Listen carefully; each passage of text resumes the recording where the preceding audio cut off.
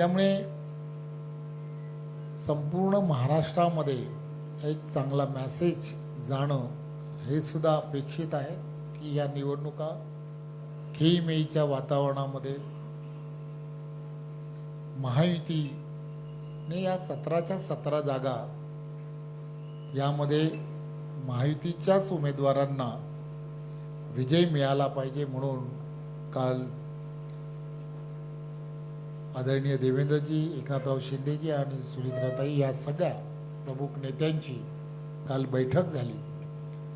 आणि त्यांनी या निवडणुकीमध्ये महायुतीचे सर्व उमेदवार जे अधिकृत आहेत ते उमेदवार विजयी झाले पाहिजेत यासाठी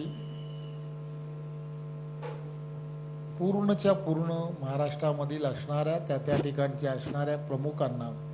तशा सूचनाही दिल्या की आपण महायुतीमध्येच या निवडणुका विजयाच्या दिशेने घेऊन जायच्या आणि म्हणून ही अधिकृत जी यादी आहे की जी, कारण यामध्ये काही ठिकाणी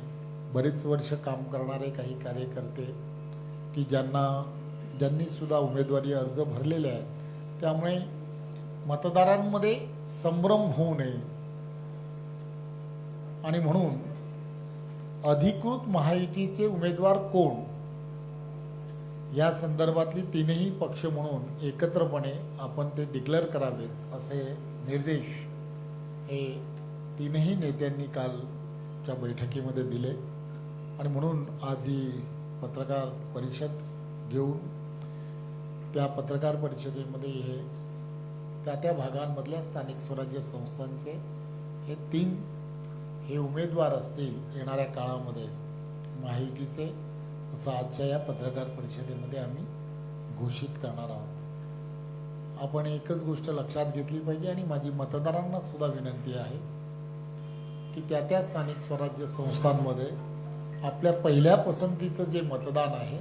हे पहिल्या पसंतीचं मतदान त्या ठिकाणच्या असणाऱ्या महायुतीच्याच